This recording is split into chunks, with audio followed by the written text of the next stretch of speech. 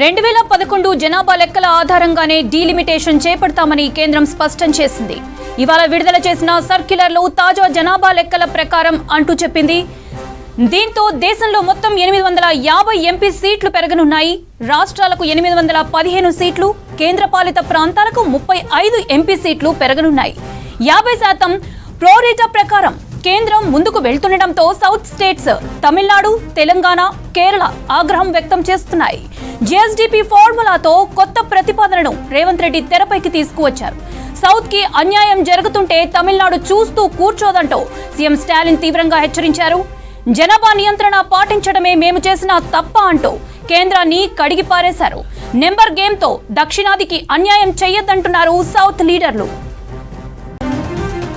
Right, ఇదే విషయానికి సంబంధించి మరింత సమాచారం సత్యం అందిస్తారు. సత్యం, ఈ ఇష్యూకి సంబంధించిన అప్డేట్స్ ఏంటి?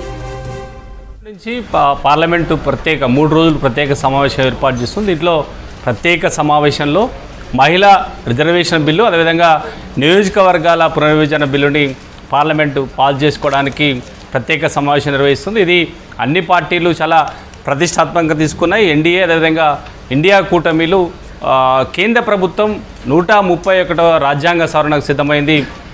దీని ప్రకారం డీలిమిటేషన్ కేంద్రం ప్రతిపాదనకు సంబంధించి సభ్యులకి నోట్ రిలీజ్ చేసి దీని ద్వారా డీలిమిటేషన్ ఏ విధంగా ఉండబోతుంది, ఎన్ని స్థానాలు పెరుగుతున్నాయి, ఈ పార్లమెంట్ సమావేశంలో ఈ బిల్లు ద్వారా ఎన్ని స్థానాలు పెరుగుతాయో ప్రతిపాదనను సభ్యులకి పంపించింది.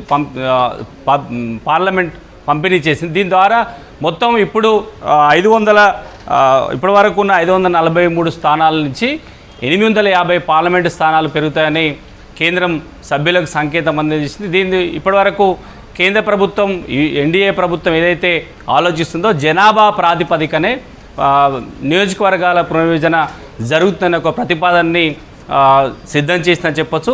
ఇది 50%, అంటే ఇప్పటివరకు కేంద్రం ప్రతిపాదించిన రాష్ట్రాలకు 50% ప్రతిపాదన ఇప్పుడున్న అసెంబ్లీ స్థానాలకు కరెక్ట్గా 50% పెరిగే విధంగా ప్రతిపాదన ఇప్పటి నుంచి గత కొద్ది రోజులుగా చెబుతూ వస్తుందో అదే ప్రాతిపదికన కేంద్రం డీలిమిటేషన్ చేయడానికి సిద్ధమైందని చెప్పొచ్చు. ఇక దీని ద్వారా మొత్తం రాష్ట్రాలకు 815 ఎంపీ స్థానాలు పెరుగుతాయి. ఇక కేంద్రపాలిత ప్రాంతాలకు 35 పార్లమెంటు స్థానాలు వస్తాయనే ఒక లెక్క ప్రస్తుతానికి కేంద్రం ఒక నిర్ణయానికి వచ్చింది. దీంతోపాటు ఇప్పటివరకు ఈరోజు రిలీజ్ చేసిన సర్క్యులర్ ఆధారంగా 2011 జనాభా లెక్కల ప్రకారమే నియోజకవర్గాల పునర్విభజన జరుగుతుందనే ఒక ప్రకటన కూడా కేంద్ర ప్రభుత్వం ఈ పార్లమెంట్ సెషన్లో చేసే అవకాశం ఉంది. అదే ప్రతిపాదనను కేంద్రం ఇప్పుడు సభ్యులకు పంపిణీ చేసి ఎల్లుండి నుంచి 3 రోజుల పాటు జరిగే పార్లమెంటు సమావేశంలో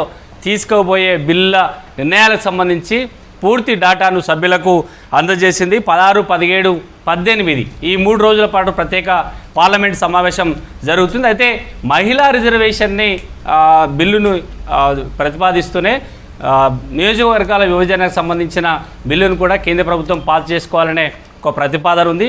కేంద్ర ప్రభుత్వం తీసుకొచ్చిన ఈ ప్రతిపాదనను దక్షిణాది రాష్ట్రాలు తీవ్రంగా వ్యతిరేకిస్తున్నాయి. దక్షిణాదికి, ఉత్తరాది రాష్ట్రాలకు భారీగా, అంటే నియోజకవర్గాల పునర్విభజన ద్వారా పెరిగే సీట్లలో ఉత్తరాది రాష్ట్రాలకు భారీగా పెరిగే అవకాశం ఉంది. దక్షిణాది రాష్ట్రాలకు ఎంపీ సీట్ల తగ్గే అవకాశం ఉంది. కాబట్టి ఇది ఎట్టి పరిస్థితిలో తాము అంగీకరించేది లేదంటూ దక్షిణాది రాష్ట్రాలు అంటే తమిళనాడు, తెలంగాణ, కర్ణాటక, కేరళ 4 రాష్ట్రాలు కూడా అభ్యంతరం వ్యక్తం చేశాయి. ఇప్పటికే తమిళనాడు సీఎం స్టాలిన్ తాము భారీ ఉద్యమం చేస్తామని కూడా ప్రకటన చేశారు. అవసరమైతే ఇది గతంలో భాషాపాలిత రాష్ట్రాలకు జరిగిన అన్యాయంలో తమిళనాడు ఏ విధంగా అయితే ఆందోళన చేసిందో అదే ఆందోళనను ఈ పార్లమెంటు నియోజకవర్గాల విభజనకు సంబంధించిన చట్టం తామకు వ్యతిరేకంగా ఉద్యమిస్తామని ఇప్పటికే తమిళనాడు సీఎం స్టాలిన్ హెచ్చరించారు. ఇక తెలంగాణ సీఎం రేవంత్ రెడ్డి సైతం దక్షిణాది రాష్ట్రాలకు అన్యాయం జరుగుతుంది, దక్షిణాది రాష్ట్రాల్లో జనాభా ప్రాతిపదికన నియోజకవర్గాల విభజన చేస్తే దక్షిణాది రాష్ట్రాలకు అన్యాయం జరుగుతుంది, ఉత్తరాది రాష్ట్రాలకు, దక్షిణాది రాష్ట్రాలకు భారీగా పార్లమెంట్ల సంఖ్య భారీగా వ్యత్యాసం వచ్చే అవకాశం ఉంది. కాబట్టి జీఎస్డీపీ, అదేవిధంగా జనాభా ప్రాతిపదికన 50%, జీఎస్డీసీ ప్రాతిపదికన 50% సీట్లు పెంచాలనే ఒక ప్రతిపాదనను సీఎం రేవంత్ రెడ్డి కేంద్రం ముందు ఉంచారు. అయితే దక్షిణాది రాష్ట్రాల నుంచి కేంద్రానికి ఇస్తున్న నిధుల ప్రాతిపదికన నియోజకవర్గాలు కేటాయిస్తే దక్షిణాది రాష్ట్రాలకు అన్యాయం జరగదనే ఒక ప్రతిపాదన కూడా సీఎం రేవంత్ రెడ్డి కేంద్రం ముందు ఉంచారు. దక్షిణాది రాష్ట్రాలందరితో కూడా ఆయన చర్చిస్తున్నారు. రేపు ఇండియా కూటమి కీలక సమావేశం ఢిల్లీలో జరుగుతుంది. ఈ నియోజకవర్గాల విభజనకు సంబంధించి కేంద్రం తీసుకుంటున్న నిర్ణయంపై ఇండియా కూటమి ఎలాంటి నిర్ణయం తీసుకోబోతుంది, దక్షిణాది రాష్ట్రాలు చేస్తున్న ప్రతిపాదనను డిమాండ్ని ఇండియా కూటమి తెర మీద తీసుకొస్తుందా, దక్షిణాది రాష్ట్రాలకు మద్దతు ఇస్తుందా, లేదంటే ఎన్డీఏ కూటమితో కలిసి ఇండియా కూటమి ఎలాంటి ప్రతిపాదన తీసుకొస్తుంది? ప్రస్తుతానికి కేంద్ర ప్రభుత్వం మహిళా రిజర్వేషన్ సంబంధించిన అంశాన్ని ప్రత్యేక సమావేశం నిర్వహిస్తే మహిళా రిజర్వేషన్కి 33% రిజర్వేషన్ అమలు చేయడానికి ఇండియా కూటమి నుంచి పూర్తి మద్దతు ఇస్తున్నామని కూడా కాంగ్రెస్ పార్టీ ప్రకటన చేసింది. కానీ నియోజకవర్గాల పునర్నిర్వచన విషయంలో కేంద్రం తీసుకుంటున్న నిర్ణయము, కేంద్రం చెప్తున్న ప్రతిపాదనలో సరిగా లేవు. కేవలం కొన్ని రాజకీయాల కోసం ప్రస్తుతానికి 5 రాష్ట్రాల్లో జరుగుతున్న ఎన్నికల కోసమే ఇలాంటి ప్రతిపాదన తెర మీద తీసుకొస్తుంది. రాజకీయంగా లాభపడడానికి కేంద్ర ప్రభుత్వం ఇలాంటి రాజకీయ డ్రామాలు చేస్తున్నట్టు కాంగ్రెస్ పార్టీ తీవ్రంగా వ్యతిరేకిస్తుంది. నియోజకవర్గాల పునర్విభజన బిల్లుకి సంబంధించి కేంద్రం ప్రతిపాదనలు సరిగా లేవు. ముందుగా విపక్షాలతో చర్చించాలి, అఖిలపక్షంతో చర్చించి ప్రతిపాదనలు ఏ విధంగా ఉన్నాయి, బిల్లులో ఏం పెడుతున్నారు, ఏ రాష్ట్రానికి ఎన్ని సీట్లు పెరుగుతున్న అంశాన్ని ముందుగా చర్చించాలని కాంగ్రెస్ పార్టీ డిమాండ్ చేసింది. కానీ ఇప్పటివరకు కేంద్రం అఖిలపక్షం నిర్వహించలేదు, నేరుగా పార్లమెంట్ ప్రత్యేక సమావేశం నిర్వహిస్తుంది. దీని ద్వారా నియోజకవర్గాల పునర్విభజన చేయాలనే ఒక తొందరలో కేంద్ర ప్రభుత్వం ఉందనే ఒక ఆరోపణలు కాంగ్రెస్ పార్టీ చేస్తుంది. కేవలం ఒక 5 రాష్ట్రాల ఎన్నికల కోసం ఓవైపు మహిళా బిల్లు, అదేవిధంగా నియోజకవర్గాల పునర్విభజన బిల్లుని త్వరగా పాస్ చేయించుకోవాలనే ఒక ప్రతిపాదనను హడావిడిలో కేంద్ర ప్రభుత్వం ఉంది. దీనికి ఇంత తొందర ఎందుకనే ఒక ఆరోపణ కూడా కాంగ్రెస్ పార్టీ చేస్తుంది. కానీ ఇవన్నీ ఏవి పట్టించుకోకుండా కేంద్ర ప్రభుత్వం ఎల్లుండి నుంచి జరగబోయే పార్లమెంట్ సమావేశంలో 3 రోజుల్లో ఒకవైపు మహిళా రిజర్వేషన్ బిల్లు, మరోవైపు నియోజకవర్గాల పునర్విభజన బిల్లుని పాస్ చేయించుకోవాలని ఒక ప్రయత్నం చేసింది. కానీ ఇప్పటివరకు ఈ బిల్లు పాస్ కావాలంటే ఎన్డీఏ కూటమికి ఇప్పటివరకు 293 స్థానాలు మాత్రమే, ఇంకా దాంట్లో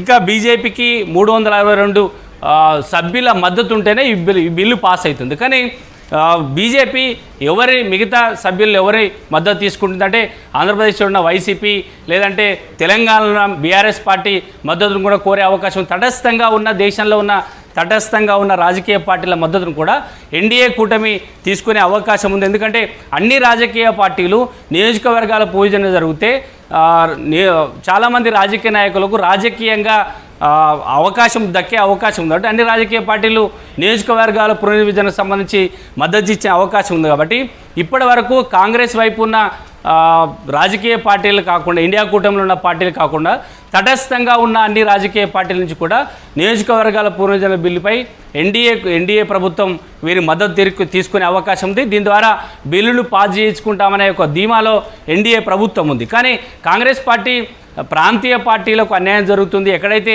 చిన్న పార్టీలు, చిన్న రాష్ట్రాలు ఉన్నాయో వారికి అన్యాయం జరిగే అవకాశం ఉంది. కాబట్టి ఈ బిల్లుకు మద్దతు ఇవ్వద్దని ఇండియా కూటమి వారి మద్దతును తీసుకునే అవకాశం ఉంది. బిల్లు పాస్ చేసుకునే సమయంలో వ్యతిరేకంగా ఓటేయాలని కాంగ్రెస్ పార్టీ వారి మద్దతు కోరే అవకాశం ఉంది. కానీ ఎల్లుండి నుంచి జరగబోయే ఈ కీలక సమావేశంలో ఓవైపు అన్ని పార్టీలు మహిళా రిజర్వేషన్ బిల్లుకు మద్దతు ఇస్తున్నాయి.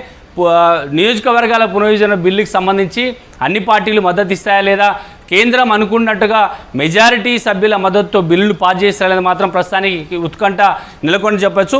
రేపు ఇండియా కూటమి ఎలాంటి నిర్ణయం తీసుకోబోతుంది, ఎల్లుండి నుంచి జరిగే పార్లమెంటు సమావేశాల్లో కాంగ్రెస్ పార్టీ వ్యూహం ఏ విధంగా ఉండబోతుంది, బీజేపీ వ్యూహం ఇతర రాష్ట్రాల్లో స్థానికంగా ఉన్న పార్టీల మద్దతు ఏ విధంగా కూడగట్టుకుంది మాత్రం ప్రస్తుతానికి ఉత్కంఠ నెలకొండ చెబుతూ కేంద్రం ఏకపక్షంగా 2 బిల్లులు పాస్ చేసుకునే ఒక ప్రయత్నం చేస్తున్నట్టు విపక్షాలు ఆందోళన చేస్తున్నట్టు చెప్పొచ్చు. 2011 జనాభా లెక్కల ఆధారంగానే డీలిమిటేషన్ చేపడతామని కేంద్రం స్పష్టం చేసింది.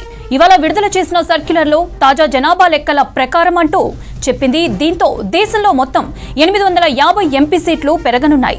రాష్ట్రాలకు 815 సీట్లు, కేంద్రపాలిత ప్రాంతాలకు 35 ఎంపీ సీట్లు పెరగనున్నాయి. 50% ప్రోరేటా ప్రకారం కేంద్రం ముందుకు వెళ్తుండటంతో సౌత్ స్టేట్స్ తమిళనాడు, తెలంగాణ, కేరళ ఆగ్రహం వ్యక్తం చేస్తున్నాయి. జీఎస్డీపీ ఫార్ములాతో కొత్త ప్రతిపాదనను రేవంత్ రెడ్డి తెరపైకి తీసుకువచ్చారు. సౌత్ కు అన్యాయం జరుగుతుంటే తమిళనాడు చూస్తూ కూర్చోదంటూ సీఎం స్టాలిన్ తీవ్రంగా హెచ్చరించారు. జనాభా నియంత్రణ పాటించటమే మేము చేసిన తప్ప అంటూ కేంద్రాన్ని కడిగి పారేశారు. నెంబర్ గేమ్తో దక్షిణాదికి అన్యాయం చేయొద్దంటున్నారు సౌత్ లీడర్లు. 2011 జనాభా లెక్కల ఆధారంగానే డీలిమిటేషన్ చేపడతామని కేంద్రం స్పష్టం చేసింది. ఇవాళ విడుదల చేసిన సర్క్యులర్లో తాజా జనాభా లెక్కల ప్రకారం అంటూ చెప్పింది. దీంతో దేశంలో మొత్తం 850 ఎంపీ సీట్లు పెరగనున్నాయి. రాష్ట్రాలకు 815 సీట్లు, కేంద్రపాలిత ప్రాంతాలకు 35 ఎంపీ సీట్లు పెరగనున్నాయి. 50% ప్రోరేటా ప్రకారం కేంద్రం ముందుకు వెళ్తుండటంతో సౌత్ స్టేట్స్ తమిళనాడు, తెలంగాణ, కేరళ ఆగ్రహం వ్యక్తం చేస్తున్నాయి. జీఎస్డీపీ ఫార్ములాతో కొత్త ప్రతిపాదనను రేవంత్ రెడ్డి తెరపైకి తీసుకువచ్చారు. సౌత్ కు అన్యాయం జరుగుతుంటే తమిళనాడు చూస్తూ కూర్చోదంటూ సీఎం స్టాలిన్ తీవ్రంగా హెచ్చరించారు. జనాభా నియంత్రణ పాటించడమే మేము చేసిన తప్ప అంటూ కేంద్రాన్ని కడిగి పారేశారు. నెంబర్ గేమ్తో దక్షిణాదికి అన్యాయం చేయొద్దంటున్నారు సౌత్ లీడర్లు. इस समय तमिलनाडु में 39 सीट्स हैं, 39 सीट हैं और उत्तर प्रदेश में 80। तो अगर आप 50% बढ़ाओगे तो 80 से 120 हो जाएंगी और तमिलनाडु की 39 से हो जाएंगी 59।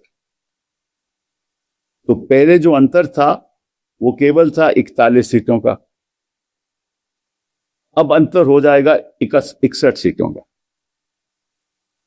तो हर प्रदेश में अगर ये आंकड़े रखोगे तो नॉर्थ इंडिया में अंतर बढ़ाएगा सीटों का। हाँ, और इसलिए फायदा इनको होगा, राजनीतिक फायदा होगा। चलिए इस बात को भी छोड़ दीजिए, फिर आगे क्या करने क्या रहे हैं। जब इनको इस बात का फायदा होगा तो डीलिमिटेशन में ये भी तय करेंगे कि कौन सी कंस्टिट्यूएंसी में क्या बाउंड्री होनी चाहिए। यही डीलिमिटेशन की एक्सरसाइज होगी, वो भी इनके हाथ में है, बिकॉज इनके हाथ में पॉकेट वीटोज हैं, like CEC is a pocket veto and the chairman of the delimitation commission will also be a pocket veto. जो चाहेगा, right, whatever they want will be done, right, and we've seen that happen with a very renowned retired judge of the Supreme Court of India, both in Jammu and Kashmir as well as in Assam. That's how the delimitation process has been done. So, therefore, in exercise of these pocket vetoes, they will decide which constituencies are more favorable to them in terms of that exercise. The परिसीमन होगा तो कौन सी constituency में इनको फायदा होने वाला है, वो चेयरमैन डिलिमिटेशन द्वारा अपने फायदे के लिए वो काम करेंगे. जो बाउंड्री होगी उसमें बदलाव लाएंगे ताकि उनको राजनीति में फायदा हो. రాష్ట్రంలో ఎండల తీవ్రత పెరుగుతోంది. దీంతో వాతావరణ శాఖ అధికారులు హెచ్చరికలు జారీ చేశారు. పలు జిల్లాల్లో అధికంగా గరిష్ట ఉష్ణోగ్రతలు నమోదవుతుండటంతో కలర్ వార్నింగ్స్ ఇష్యూ చేశారు. ఉత్తర, తూర్పు, దక్షిణ జిల్లాలకు ఆరెంజ్ అలర్ట్ జారీ చేశారు. ఉదయం 11 గంటల నుంచి సాయంత్రం 4 గంటల మధ్య బయటికి వెళ్లొద్దని సూచించారు. ఈ రోజు పలు జిల్లాల్లో వడగాల్పులు వీచే అవకాశం ఉందని హెచ్చరికలు జారీ చేశారు వాతావరణ శాఖ అధికారులు.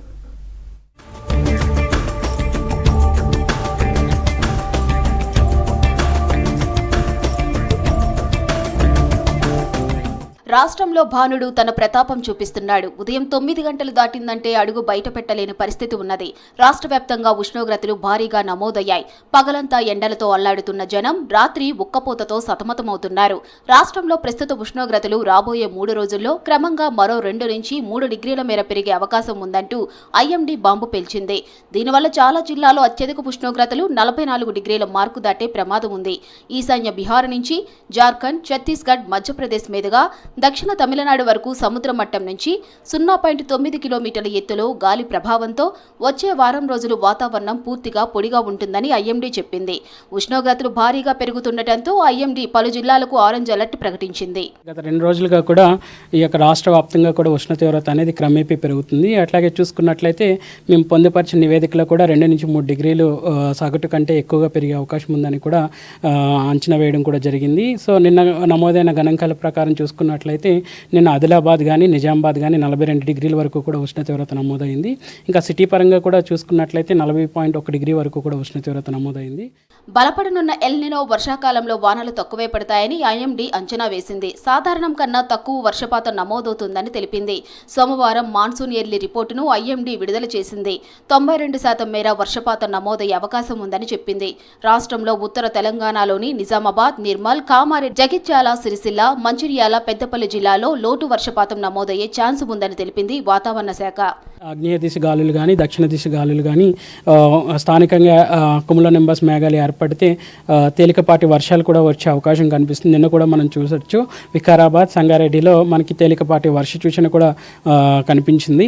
సో ఒక విధంగా ఎండ తీవ్రత కొనసాగుతున్నప్పటికీ కూడా సాయంత్రం సమయంలో ఏర్పడేటువంటి కుములోనింబస్ మేఘాలు వల్ల మనకి స్థానికంగా వాతావరణం దోహదపడితే స్థానికంగా ఉన్నటువంటి గాలిలో ఉన్నట్టు తేమ కూడా ఎక్కువగా ఉన్నప్పుడు మాత్రం ఈ యొక్క కుములోనింబస్ మేఘాలు అనేవి ఏర్పడతాయి. కరీంనగర్ జిల్లాలో ఎండలు దంచి కొడుతున్నాయి. భారీ టెంపరేచర్లు, ఉక్కపోతతో జనాలు ఉక్కిరిబిక్కిరి అవుతున్నారు. వారం రోజులుగా 41 డిగ్రీల నుంచి 43 డిగ్రీల టెంపరేచర్లు నమోదవుతున్నాయి. గాలిలో తేమ శాతం తగ్గడంతో నిప్పులు కొలిమిలా వాతావరణం మారిపోయింది. దీంతో జనం బయటికి రావాలంటే జంకుతున్నారు. చిరు వ్యాపారులకు గిరాకీ తగ్గింది.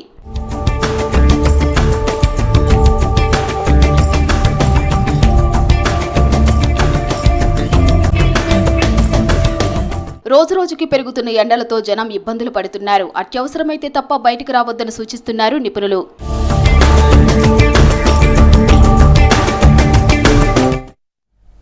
రాష్ట్ర వ్యాప్తంగా రాజ్యాంగ నిర్మాత డాక్టర్ బిఆర్ అంబేద్కర్ 135వ జయంతి వేడుకలు ఘనంగా జరిగాయి. ట్యాంక్ బండ్ దగ్గర అంబేద్కర్ విగ్రహానికి సీఎం రేవంత్ రెడ్డి సహా మంత్రులు పూలమాలలు వేసి నివాళులు అర్పించారు. జిల్లాల్లో వాడవాడల అంబేద్కర్కి ఘనంగా నివాళులు అర్పించారు నేతలు.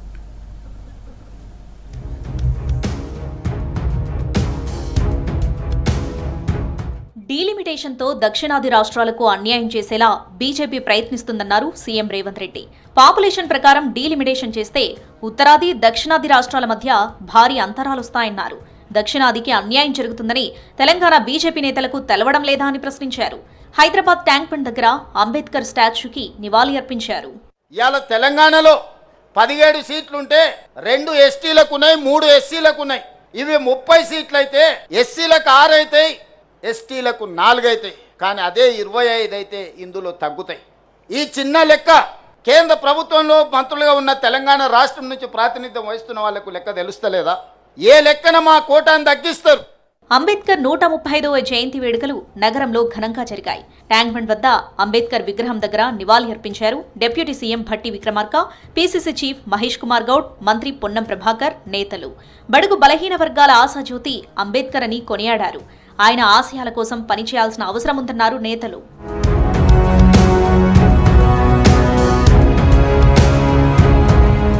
రాష్ట్రంలో 100 అంబేద్కర్ విగ్రహాలను డొనేట్ చేయడం అదృష్టంగా భావిస్తున్నామన్నారు మంత్రి వివేక్ వెంకటస్వామి. సమాజంలోని అణగారిన వర్గాల హక్కుల కోసం రాజ్యాంగాన్ని రూపొందించారన్నారు. పెద్దపల్లి జిల్లా కేంద్రంలో అంబేద్కర్ జయంతి సందర్భంగా ఆయన విగ్రహానికి పూలమాల వేసి నివాళి అర్పించారు. ప్రపంచంలో భారత్ అన్ని దేశాలకు ఆదర్శంగా ఉండటానికి అంబేద్కర్ రాసిన రాజ్యాంగమే కారణమన్నారు మంత్రి వివేక్ వెంకటస్వామి. అంబేద్కర్ గారు దళితులకు ఒక స్ఫూర్తి, ఒక ఇన్స్పిరేషన్. వారు ఏదైతే కష్టపడి దళితుల గురించి పోరాటం చేస్తారో, దళితుల హక్కులు కల్పించినారు, రాజ్యాంగ కాన్స్టిట్యూషన్ రాసి దాంట్లో కూడా రిజర్వేషన్స్ కల్పించి దళితులు కూడా వారి కాళ్ళపైన నిలబడాలి. ఒక మంచి ఆలోచనతోని డాక్టర్ బిఆర్ అంబేద్కర్ గారు ఆ రోజులలో రిజర్వేషన్స్ కల్పించారు. చిన్న రాష్ట్రాల ఏర్పాటుతోనే అభివృద్ధి సాధ్యమని చెప్పిన అంబేద్కర్ మాటతోనే తెలంగాణ ఏర్పడిందన్నారు మంత్రి కోమటిరెడ్డి వెంకటరెడ్డి. అంబేద్కర్ జయంతి సందర్భంగా నల్గొండ బైపాస్ దగ్గర అంబేద్కర్ విగ్రహానికి పూలమాల వేసి నివాళులు అర్పించారు మంత్రి. అంబేద్కర్ అసమానతలపై అక్షర యుద్ధం చేసిన యోధుడని చెప్పారు.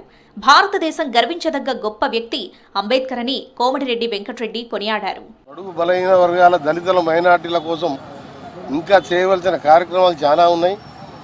ఆయన రాసిన రాజ్యాంగం ప్రకారం ఇంకా ముందుకు పోతూ గ్రామీణ ప్రాంతాల్లో ఉన్న పేదలను ఆదుకుంటూ ఆయనకు మొత్తం కూడా ఆయన అనుకున్నది సాధించినప్పుడే ఆయనకు నిజమైన నివాళులు అర్పించినట్టయితుంది. రాజ్యాంగ నిర్మాత డాక్టర్ బిఆర్ అంబేద్కర్ జయంతి వేడుకలు ఘనంగా జరిగాయి. హైదరాబాద్లోని ప్రజాభవన్లో అంబేద్కర్కు మంత్రి సీతక్క నివాళులర్పించారు. అంబేద్కర్ ఫోటోకు పూలమాల వేసి నివాళులర్పించారు. ఈ సందర్భంగా ఆయన సేవలను కొనియాడారు మంత్రి సీతక్క. కార్యక్రమంలో పలువురు కాంగ్రెస్ నేతలు పాల్గొన్నారు.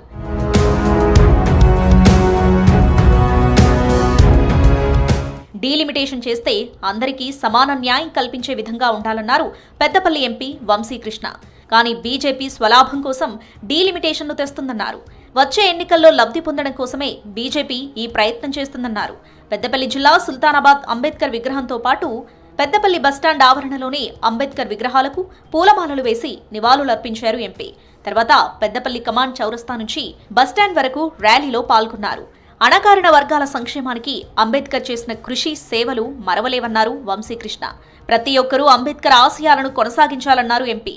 ఏదైతే డీలిమిటేషన్ అని చెప్పి కొత్తగా తీసుకొచ్చి, ఎందుకంటే సౌత్ స్టేట్స్ ఏదైతే ఉన్నాయో దాంట్లో వాళ్ళకి సంఖ్య పెరుగుతలేదని చెప్పి బీజేపీ పార్టీ కొత్త కుట్రతోటి రాజ్యాంగంని వాళ్ళ చేతిలో తీసుకొని ఇతర రాష్ట్రాలకి ఎక్కువ సీట్లు ఇచ్చి వాళ్ళు మళ్ళీ గెలవాలని చెప్పి ఏదైతే వాళ్ళ ఆ చెడు ఆలోచన ఉన్నదో, ఎలక్షన్ మేనేజ్మెంట్ ఆలోచన ఉన్నదో దాని వ్యతిరేకంగా రాజ్యాంగం హక్కుల ప్రకారం మేము పోరాడతామని చెప్పి మళ్ళొకసారి తెలియజేస్తూ, అంబేద్కర్ జయంతి సందర్భంగా గ్రేటర్ హైదరాబాద్ లాలాపేట్లోని అంబేద్కర్ విగ్రహానికి బీజేపీ రాష్ట్ర అధ్యక్షుడు రామచంద్రరావు పూలమాల వేసి నివాళులర్పించారు.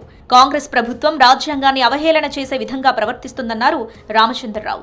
పేరుకు మాత్రమే రాజ్యాంగాన్ని చేతిలో పట్టుకుని తిరుగుతున్నారని ఆగ్రహం వ్యక్తం చేశారు. తర్వాత మున్సిపల్ వర్కర్లను శాలువాలతో సత్కరించి పండ్లు పంపిణీ కార్యక్రమం నిర్వహించారు నేతలు.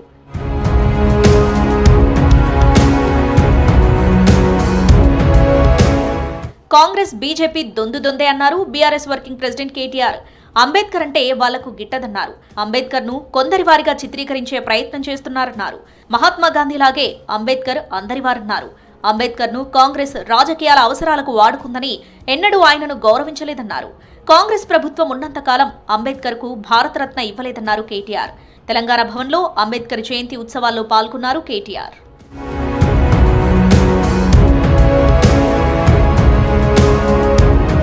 డాక్టర్ బిఆర్ అంబేద్కర్ అంటే సాధారణ వ్యక్తి కాదు, ఆయన ఒక ఐడియాలజీ అని అన్నారు తెలంగాణ జాగృతి అధ్యక్షురాలు కల్వకుంట్ల కవిత. అంబేద్కర్ 135వ జయంతి సందర్భంగా లిబర్టీ సర్కిల్లోని ఆయన విగ్రహానికి నివాళులర్పించారు.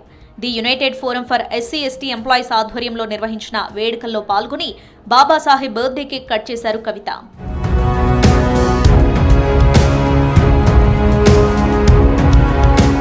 రాష్ట్ర వ్యాప్తంగా అంబేద్కర్ జయంతి వేడుకలు ఘనంగా నిర్వహించారు. అంబేద్కర్ విగ్రహానికి పూలమాల వేసి పలువురు నేతలు నివాళులర్పించారు. ఖమ్మం జిల్లాలో భారత రాజ్యాంగ నిర్మాత డాక్టర్ బిఆర్ అంబేద్కర్ 135వ జయంతి వేడుకలు ఘనంగా నిర్వహించారు. ఖమ్మం నగరంలో యువం యూత్ ఆధ్వర్యంలో అంబేద్కర్ విగ్రహానికి నివాళులర్పించారు. ప్రముఖ వైద్యులు స్తంభాద్రి శ్రీ లక్ష్మీ నరసింహస్వామి దేవాలయ చైర్మన్ డాక్టర్ కూరపాటి ప్రదీప్ కుమార్ నగర వీధుల్లో అంబేద్కర్ కటౌట్లతో భారీ ప్రదర్శన నిర్వహించారు. ఈ ర్యాలీలో యువత భారీ సంఖ్యలో హాజరయ్యారు. అంబేద్కర్ సెంటర్ దగ్గర అంబేద్కర్ విగ్రహానికి పూలమాల వేసి నివాళులు అర్పించిన తర్వాత భారీ కేక్ కటింగ్ కార్యక్రమాన్ని చేపట్టారు.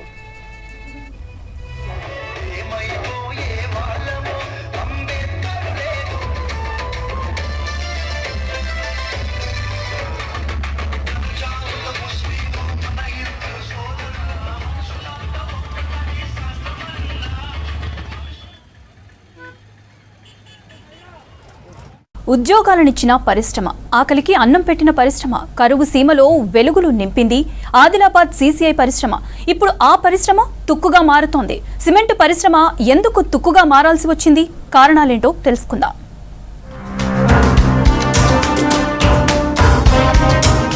ఆదిలాబాద్ జిల్లా తెలంగాణ రాష్ట్రంలో వెనుకబడిన జిల్లా. అలాంటి ప్రాంతంలో నిరుద్యోగులకు ఉపాధి అవకాశాలు కల్పించాలని నిర్ణయించింది కేంద్ర ప్రభుత్వం. జిల్లాలో అపారమైన సిమెంట్ ముడి పదార్థాలు ఉన్నాయి.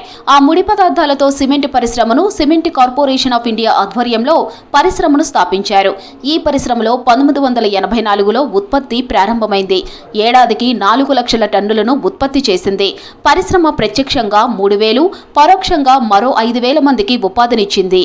ఆదిలాబాద్ వికారాబాద్ ఆర్థిక పరిపుష్టికి జీవం పోసింది. జిల్లాలో 2200 ఎకరాలలో లైమ్స్టోన్ నిల్వలు ఉన్నాయి. ఇక పరిశ్రమ భవిష్యత్తుకు డోకా లేదనుకున్నారు. కానీ 1998లో నష్టాల సాకుతో పరిశ్రమను మూసివేశారు. పరిశ్రమ మూసివేతతో ఉద్యోగాలు కోల్పోయి కార్మికులు రోడ్డున పడ్డారు.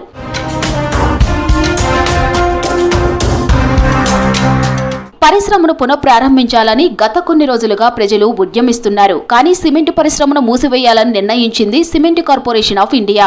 అందులో భాగంగా తుక్కుగా మార్చుతున్నారు. తుక్కుగా మార్చే కాంట్రాక్ట్ పనులను ముంబైకి చెందిన కంపెనీ దక్కించుకున్నది. పనులు ప్రారంభించింది.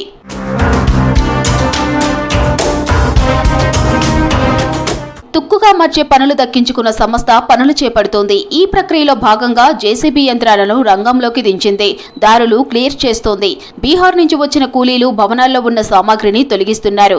భవనాలు ఖాళీ చేస్తున్నారు. పనుల కోసం స్థానిక కూలీలను కూడా వాడుకుంటున్నారు. భవనాల్లో ఉన్న మొత్తం సామాగ్రిని తొలగించిన తరువాత భవనాలు, యంత్రాలను తొలగించే పనులు చేపట్టే అవకాశాలు ఉన్నాయంటున్నారు బీహార్ కాంట్రాక్టర్లు. हमारा काम है क्लीनिंग करने का. मुझे गवर्नमेंट से ठेका मिला है ये सीसीआई को साफ करने का. रोड जो जंक्शन इनके आने जाने के रास्ते हैं, ऑफिस हैं, बस वही साफ करने का मिला है. हम लोग को वही रोड जितने भी यहाँ के जो जंक्शन एरिया है ना वो सब क्लीन करके देना है. और जो ऑफिस वगैरह जो है उनको थोड़ा बहुत रेनोवेट करके, जैसे पता नहीं मे भी उनका कुछ आगे प्रोजेक्ट होगा या जो भी होगा, बट हमको तो उतना आइडिया नहीं है. हमको बस क्लीनिंग करके उनको हैंड ओवर करना है.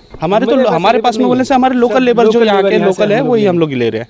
और जो मशीन है वो भी सब लोकल ही है. हम लोग का पूरा लोकल ही काम चलता है. हम लोग ऐसा वहाँ से बाहर से लेबर लाके वो काम नहीं करते. हम जो है लोकल एरिया के जो लोग रहते हैं उन्हीं को हम लोग देते हैं काम. उन्हीं से हम लोग काम करवाते हैं. సిమెంట్ పరిశ్రమకు మొత్తం 2200 ఎకరాలు లైవ్ స్టోన్ నిల్వలు ఉన్నాయి. ఇందులో సిమెంట్ కార్పొరేషన్ ఆఫ్ ఇండియాకు సొంత భూములు ఉన్నాయి. కొన్ని లీజ్ భూములు ఉన్నాయి. పరిశ్రమ ఏర్పాటు కోసం ఎందరో భూములు త్యాగం చేశారు. కానీ తర్వాత పరిశ్రమ మూతపడింది. భూములు త్యాగం చేసిన నిర్వాసితులు ఉద్యోగాలు కోల్పోయారు. ఇప్పుడు పరిశ్రమను తుక్కుగా అమ్మితే తమ పరిస్థితి ఏంటని రైతులు ప్రశ్నిస్తున్నారు. పరిశ్రమను తుక్కుగా అమ్మడాన్ని తీవ్రంగా వ్యతిరేకిస్తున్నారు. సిమెంట్ ఫ్యాక్టరీని ఇక్కడ ఉన్న ఎమ్మెల్యే, ఎంపీ, ఆదిలాబాద్లో బీజేపీ వాళ్ళు ఉన్నారు. మరి సిమెంట్ ఫ్యాక్టరీని తెరిపిస్తామని చాలాసార్లు చెప్పడం జరిగింది. వాళ్ళు ఎటువంటి సీసీఐ గురించి ఎక్కడ మాట్లాడడం లేదు. కానీ సీసీఐని తుక్కు కింద ఎవరైతే టెండర్ తీసుకున్నారో వారు వచ్చి ఇక్కడ వర్క్ చేయనీయము. ఒక్క మొల కూడా ఇక్కడ నుండి కదిలించడానికి వీల్లేదు. మేము తప్పకుండా మా ప్రాణాలు ఒడ్డైనా కానీ సిమెంట్ ఫ్యాక్టరీని తప్పకుండా రక్షించుకుంటాము. మరి 15 సంవత్సరాలే ఫ్యాక్టరీని నడిపి మూత వేయడం జరిగింది. మరి మాకు ఉద్యోగాలు ఇస్తారా, మరి మా భూములు మాకు తిరిగి ఇవ్వాలని మేము కోరుచున్నాం. పరిశ్రమ పునఃప్రారంభించాలని డిమాండ్ చేస్తున్నారు కార్మికులు. తమకు రావాల్సిన బెనిఫిట్స్ కూడా ఇవ్వకుండా ఎట్లా తుక్కుగా మార్చుతారని కేంద్రం తీరుపై కార్మిక సంఘాలు ఆగ్రహం వ్యక్తం చేస్తున్నాయి. వెంటనే తుక్కుగా మార్చే నిర్ణయాన్ని ఉపసంహరించుకోవాలని డిమాండ్ చేస్తున్నారు కార్మికులు. యాదాద్రి భువనగిరి జిల్లా రామన్నపేట మండలం వెల్లంకి ప్రాథమిక పాఠశాలలో పాఠశాల వార్షికోత్సవ వేడుకలు ఘనంగా జరిగాయి. గ్రామస్తులు, విద్యార్థులు, తల్లిదండ్రులు, పూర్వ విద్యార్థులు, ఉపాధ్యాయుల సమక్షంలో వార్షికోత్సవ వేడుకలు సందడిగా జరిగాయి. కార్యక్రమానికి ముఖ్య అతిథిగా నకరికల్ ఎమ్మెల్యే వేముల వీరేశం, డీఈఓ సత్యనారాయణ హాజరయ్యారు. గురుకుల సీట్లు సాధించిన 10 మంది విద్యార్థులకు డీఈఓ సత్యనారాయణ మెడల్స్ అందించారు. ఉపాధ్యాయులను సన్మానించారు. విద్యార్థుల తల్లిదండ్రులు, ప్రజాప్రతినిధుల సహకారంతో పాఠశాలను అభివృద్ధి చేస్తామని చెప్పారు టీచర్లు. పాఠశాలలోని 165 మంది విద్యార్థుల విద్యా అభివృద్ధికి సమిష్టి కృషి చేస్తున్నామన్నారు. ఇక 1989-90వ బ్యాచ్ 10th క్లాస్ పూర్వ విద్యార్థులు కార్యక్రమంలో భోజనాలు ఏర్పాటు చేశారు.